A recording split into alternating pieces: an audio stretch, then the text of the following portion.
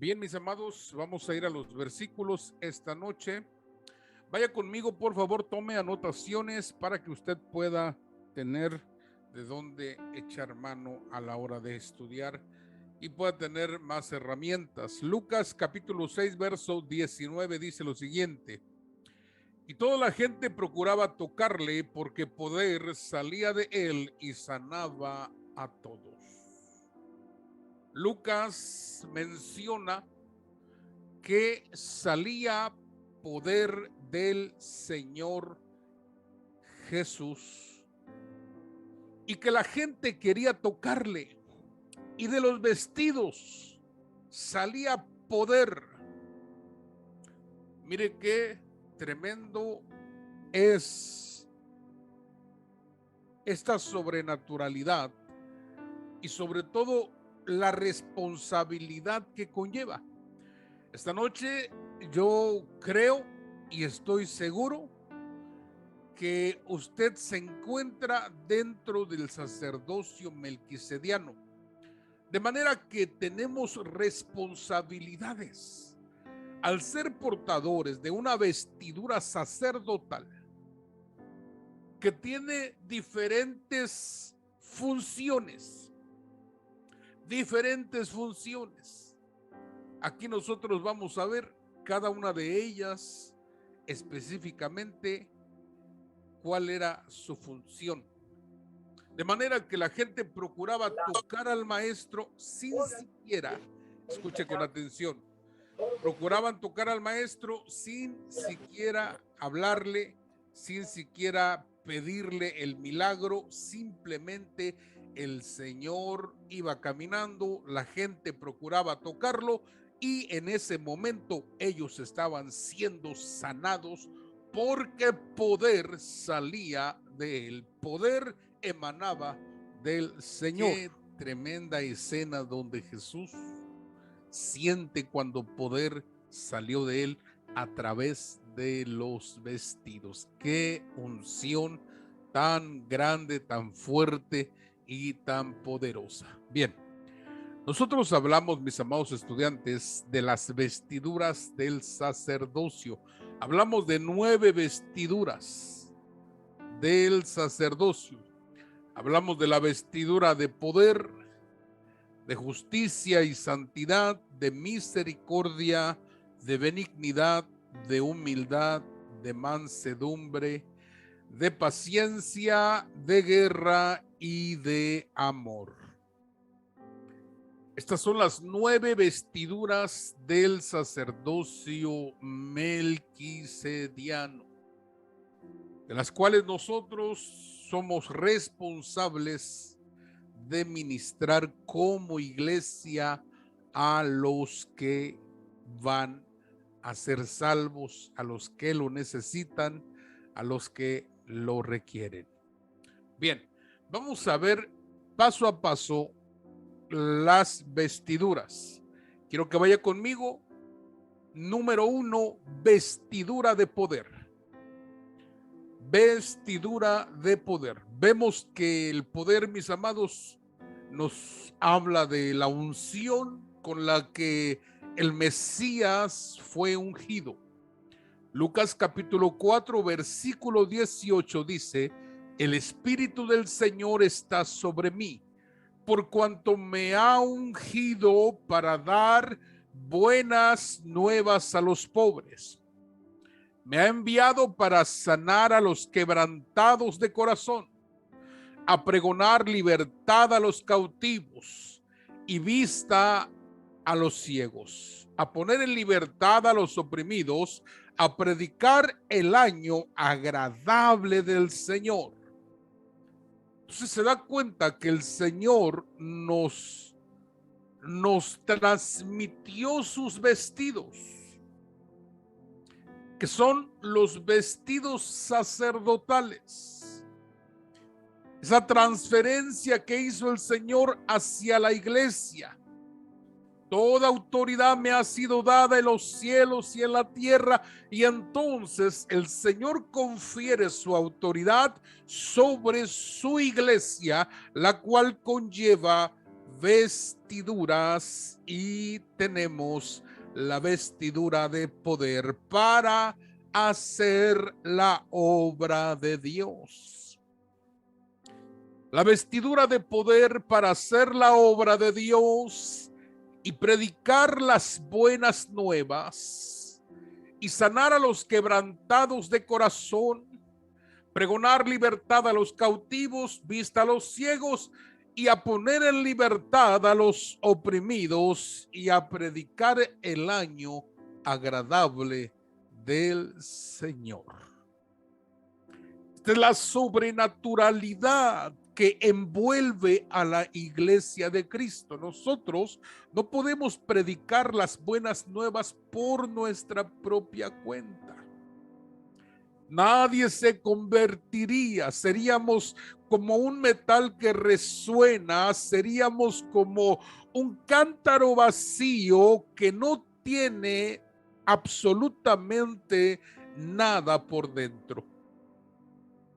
Si nosotros intentásemos sanar a los quebrantados de corazón, no pudiésemos llegar hasta los rincones de su alma y sanarlos.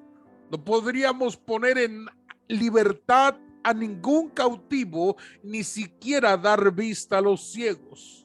No pudiésemos poner en libertad a los oprimidos y tampoco pudiésemos anunciar la salvación y el juicio del Señor. De manera, mis amados estudiantes, que la primer vestidura es la sobrenaturalidad, es la unción. El Espíritu del Señor está sobre mí. Ya tenemos al Espíritu, pero después viene la unción, por cuanto me ha ungido, me ha dado la sobrenaturalidad para hacer la obra de Dios. Entonces somos investidos de poder. Tenemos una investidura de poder. Tenemos la sobrenaturalidad del Evangelio. El poder de la unción. Hechos capítulo 19, verso 11. Mire lo que dice. Y hacía Dios milagros extraordinarios por mano de Pablo, de tal manera que aún se llevaban a los enfermos los paños o delantales de su cuerpo, y las enfermedades se iban de ellos. Mire usted qué tremendo es, que las ropas de Pablo, las ropas que tenía Pablo, los paños que usaba Pablo, estos eran enviados a los enfermos y los enfermos eran sanados. Fíjese cómo la unción de Dios se transfiere.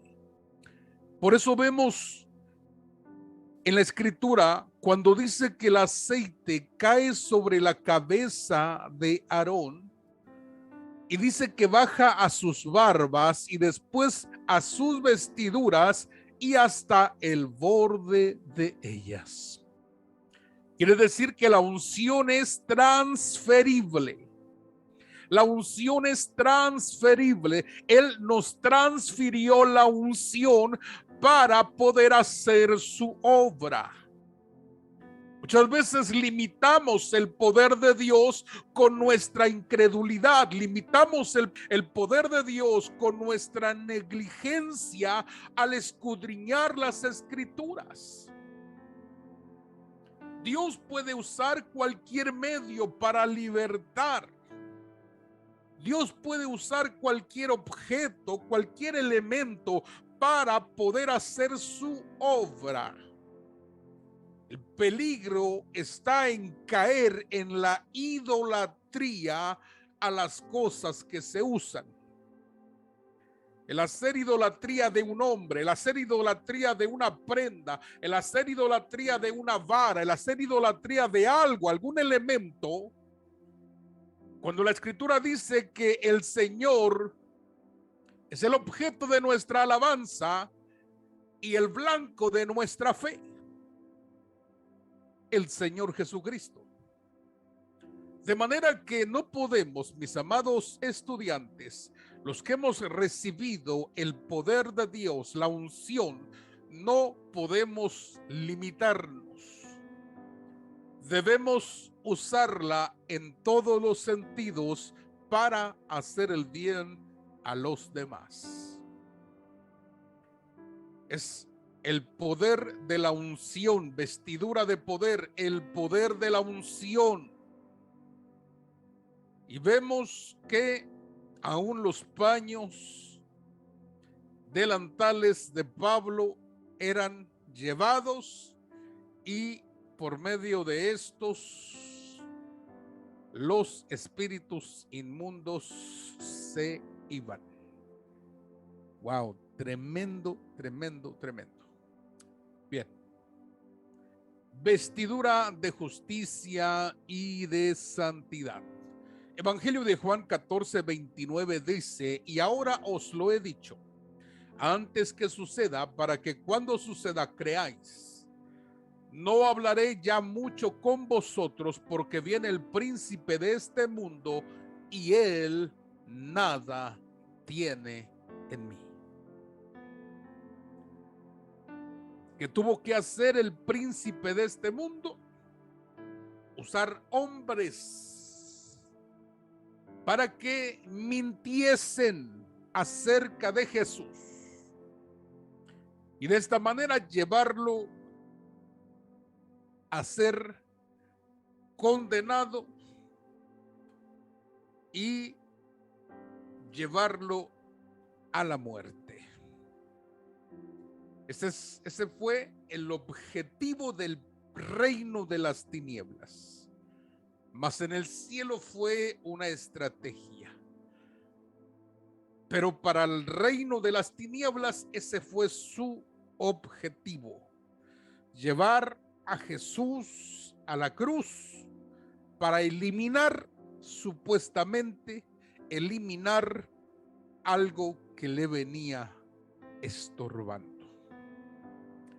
Bien, la vestidura de justicia y de santidad no se trata de otra cosa sino de una vida justa y de una vida santa, donde el príncipe de las tinieblas no tiene nada de qué acusarle.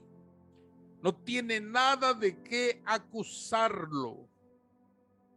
Él no tiene nada en mí.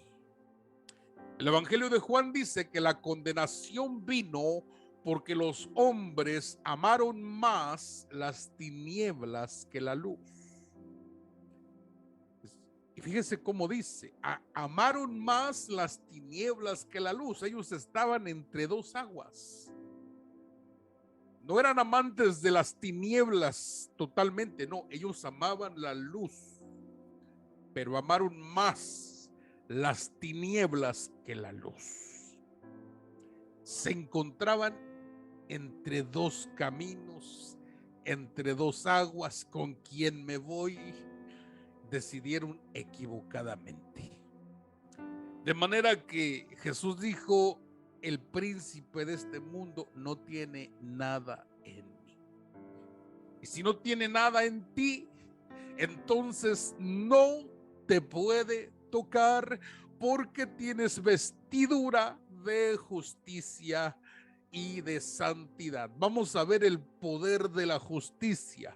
Segunda de Timoteo 2:15, procura con diligencia presentarte ante Dios aprobado como obrero que no tiene que avergonzarse. No tiene de qué avergonzarse, que usa bien la palabra de verdad. Mire la recomendación del apóstol Pablo a Timoteo: procura con diligencia presentarte ante Dios aprobado. Que no haya nada de que te avergüences. Entonces, la iglesia hoy en día se encuentra tratando de pelear una batalla. Tratando de pelear una batalla con áreas en su vida que no están correctas, que no se encuentran bien. Jesús dijo: viene el príncipe de este mundo y en mí no tiene nada. No tiene nada. Por eso, cuando lo acusaron al Señor, fue necesario llevarle testigos falsos.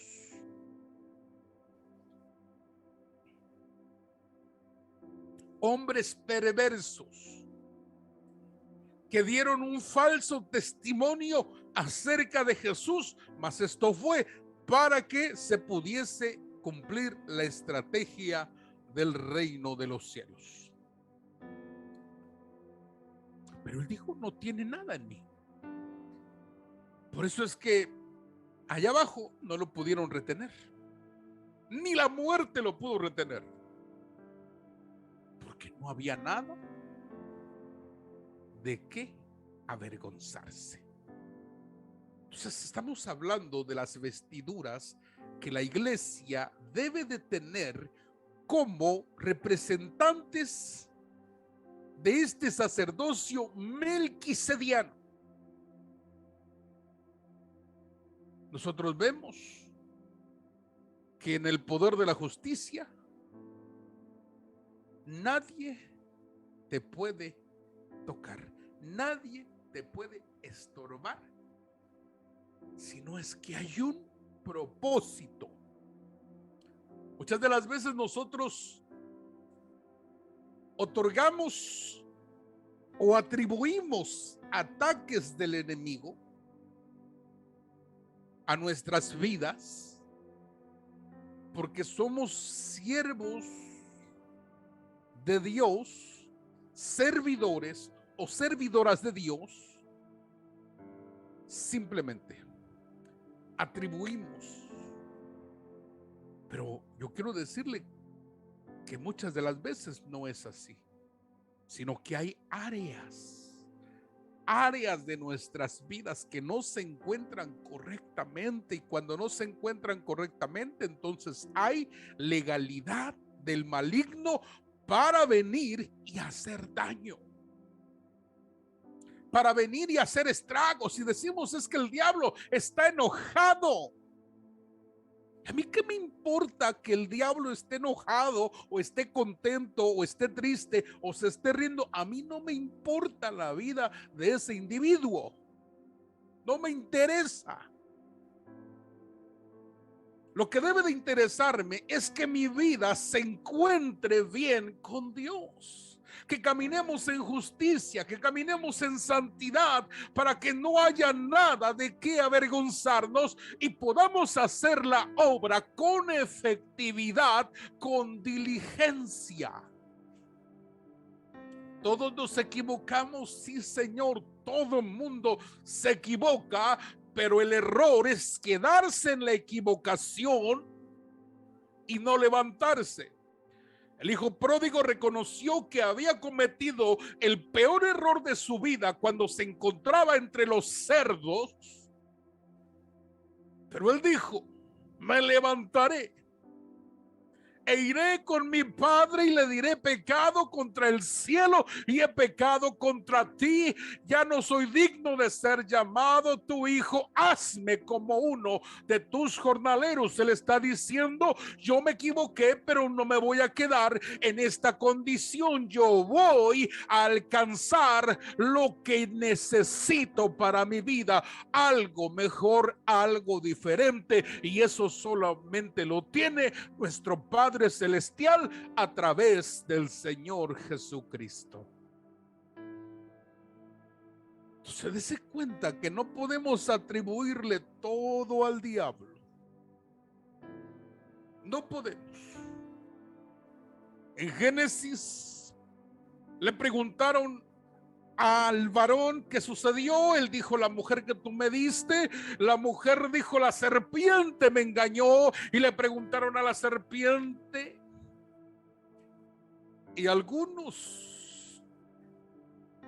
mentes muy ingeniosas dicen que la serpiente dijo: todo yo, todo yo, todo yo. Porque evadimos nuestra responsabilidad y es más fácil decir: es que el diablo tuvo la culpa.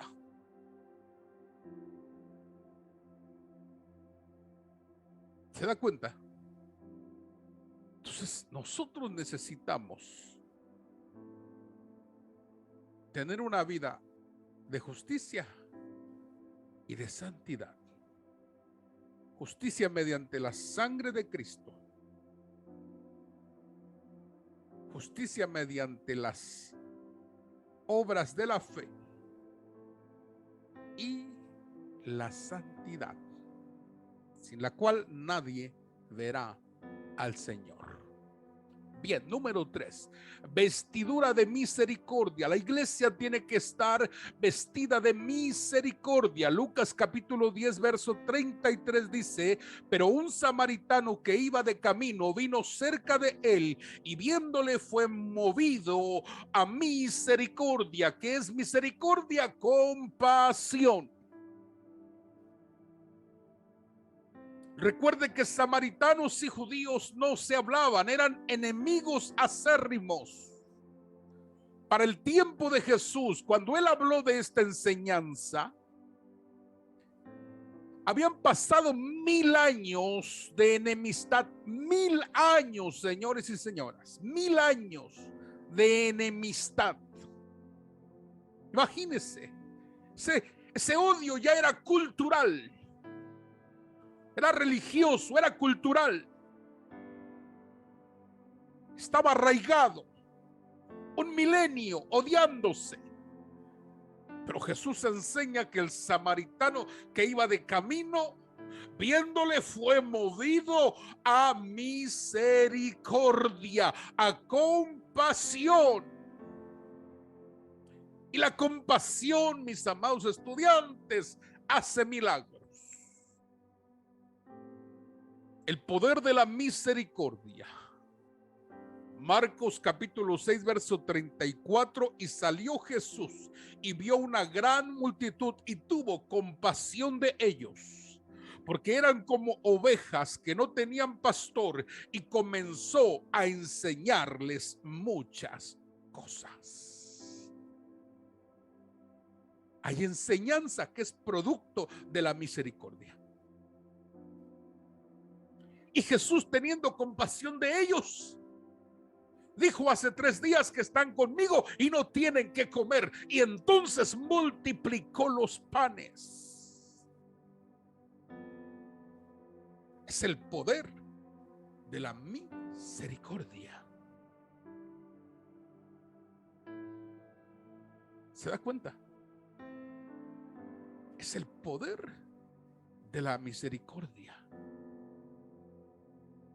El ayudar aún a tus enemigos. Wow. Eso es misericordia. Jesús preguntó: ¿quién es el prójimo? Y los que se encontraban alrededor de Jesús, que tenían una alta estima de ellos mismos, equivocada, reconocieron que el prójimo fue el samaritano, porque hizo misericordia. Entonces la iglesia tiene que ponerse el vestido de misericordia. La iglesia tiene que tener misericordia para con los pobres de este mundo. Tiene que tener misericordia para con los que se encuentran, como dice la escritura, con ropas contaminadas. Dice: algunos, tened misericordia de ellos.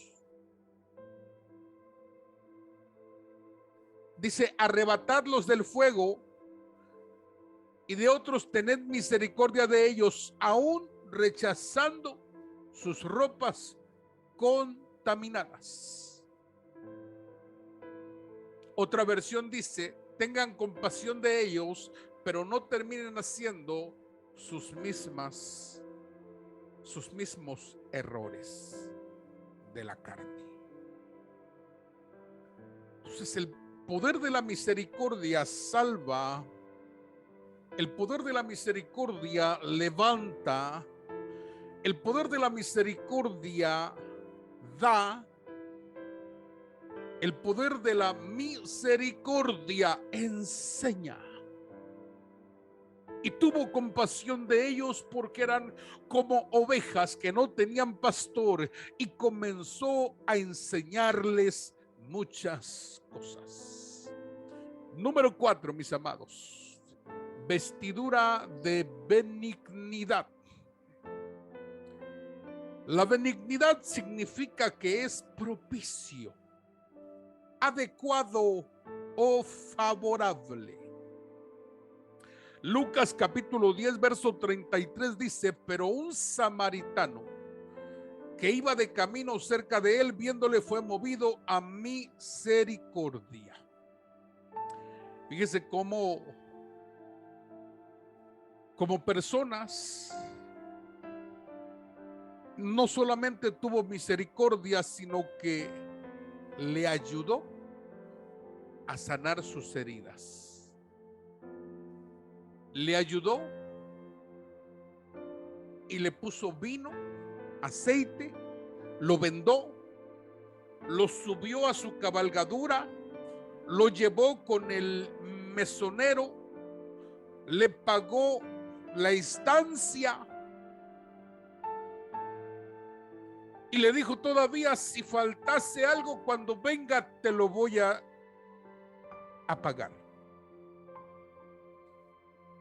Entonces, este personaje fue benigno, fue propicio para el momento, porque él estaba necesitado, herido, porque había sido asaltado, golpeado. Fue adecuado. ¿Por qué? Porque traía una cabalgadura, porque traía monedas para pagar al mesonero.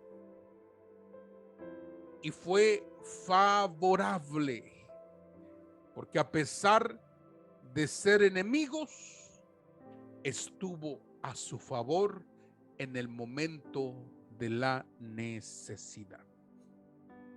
Ser benigno es ser propicio, adecuado o favorable. Este es el poder de la benignidad.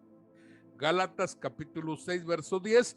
Así que según tengamos oportunidad, hagamos bien a todos, y mayormente a los de la familia de la fe. Quiere decir que los de la familia de la fe son prioridad.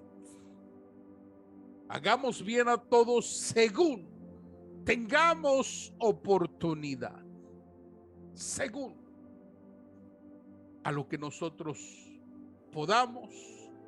No estamos obligados, pero si tenemos oportunidad, hagamos el bien a todos mientras podamos.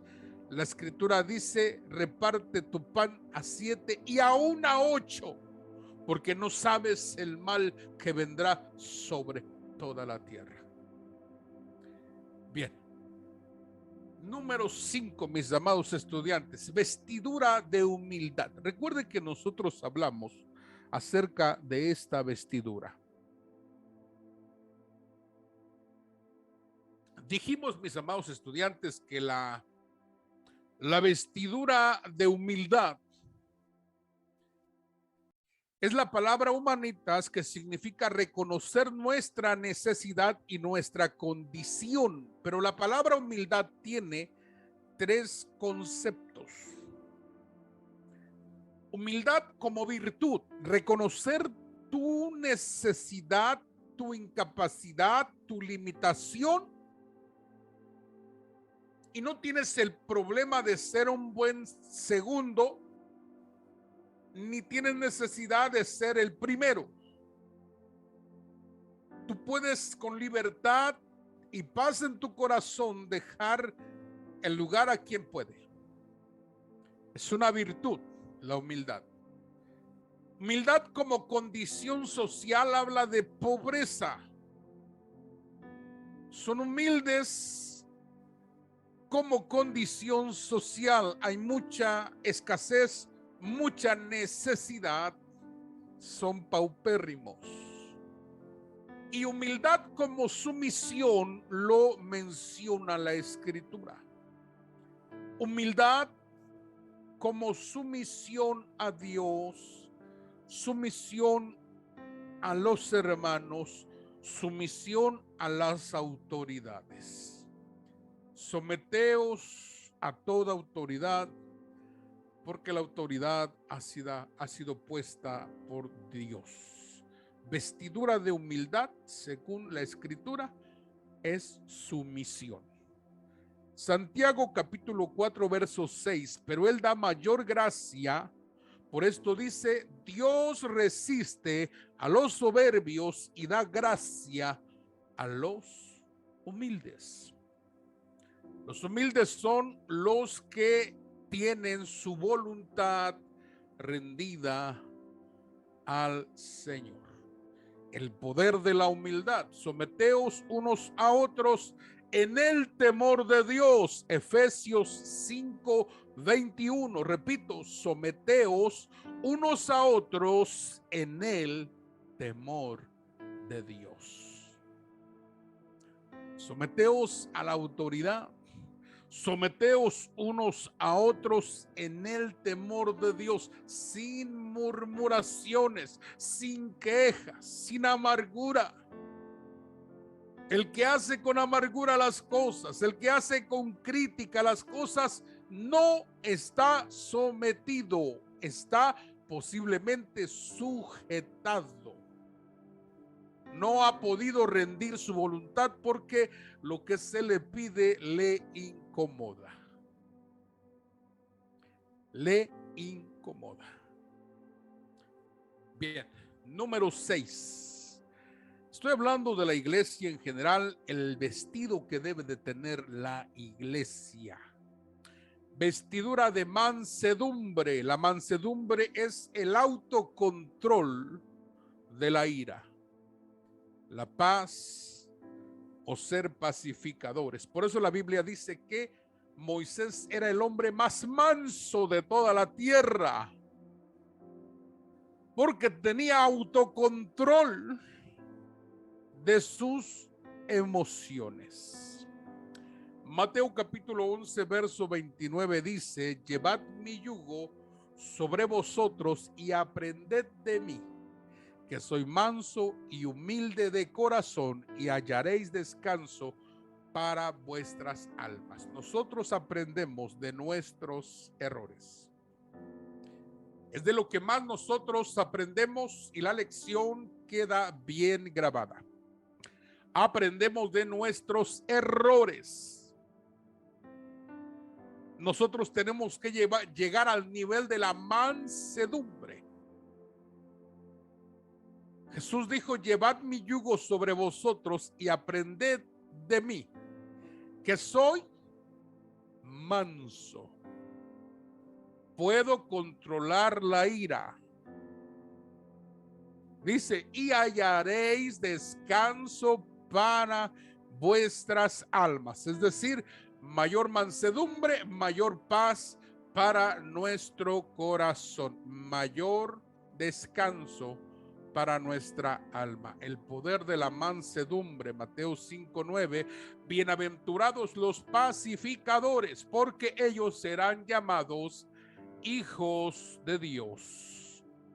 Doblemente felices los pacificadores, porque ellos serán identificados como verdaderos hijos de Dios. Es el poder de la mansedumbre que debe de estar sobre la iglesia, con el manto, escuche bien, de la mansedumbre.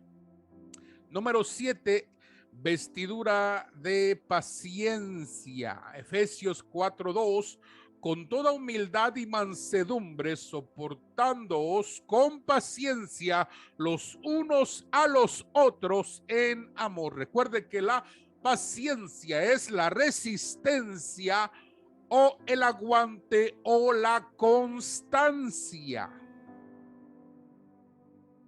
Vestidura de paciencia. Él es paciente. Dios es paciente para con los pecadores, para que se arrepientan. El poder de la paciencia. Primera de Tesalonicenses 5:14. También os rogamos, hermanos, que amonestéis a los ociosos, que alentéis a los de poco ánimo y que sostengáis a los débiles, que seáis pacientes para con todos. Pacientes para con los ociosos, pacientes para con los de poco ánimo, pacientes para con los débiles, pacientes para con todos. Si Dios ha sido paciente con nosotros, la paciencia ayudará para que los débiles se fortalezcan y los ociosos comiencen a trabajar en las cosas que precisan atención. Los de poco ánimo serán alentados. Bien, vestidura número 8. Vestidura de guerra, Efesios 6:12, porque no tenemos lucha contra sangre y carne, sino contra principados, contra potestades, contra los gobernadores de las tinieblas de este siglo, contra huestes espirituales de maldad en las regiones celestes. El vestido de guerra es para las batallas. Y usted ve la definición, que no es el tema esta noche, pero sí podemos tocar que la iglesia debe estar con su vestido para la guerra, para las batallas espirituales. Es el poder de la guerra. Primera de Timoteo capítulo 6 verso 12, pelea la buena batalla de la fe. Echa mano de la vida eterna, a la cual fuiste llamado, habiendo hecho la buena profesión delante de muchos testigos. El reino de tinieblas quiere arrebatar la fe de los creyentes. Si logra arrebatar la fe de los creyentes, se convierten en apóstatas. Y la apostasía conduce a la perdición eterna. Pero Pablo le dice a Timoteo: pelea la buena batalla de la fe. Echa mano de la vida eterna, a la cual asimismo fuiste llamado. Los poderes de este siglo, echa mano de los poderes de este siglo. Tremendo, tremendo lo que Pablo nos dice. Y dice que debemos de pelear la buena batalla. Número 9, vestido de amor. Juan capítulo 15, verso 13. Nadie tiene mayor amor que este, que uno ponga su vida por sus amigos. Este es el vestido de amor que debe de tener la iglesia, que debe de tener el creyente, que deben de tener los ministros. Vestido de amor. El poder del amor. Primera de Corintios 16:14. Todas vuestras cosas sean hechas con amor. Todo. Todas vuestras cosas sean hechas con amor. Bien, mis amados, yo termino esta noche Termino esta noche y le pregunto si hay alguien que tenga preguntas, inquietudes o tal vez tenga alguna aportación. Preguntas, pastores, pastoras. Amén. Pastor Armando, recuerde que el Señor Jesús se desvistió, no lo desvistieron, Él se desvistió para vestirnos a nosotros. Y en sus vestidos nos transfirió los ministerios. Pero los ministerios deben de tener estas vestiduras.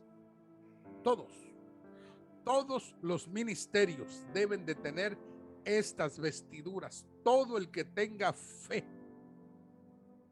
Y estas señales seguirán a los que creen. Entonces todos debemos de tener estos vestidos. Desde el vestido de poder hasta el vestido de amor, y un día llegará el vestido de novia, el vestido de boda. Un día va a llegar y tenemos que prepararnos para estar presentes.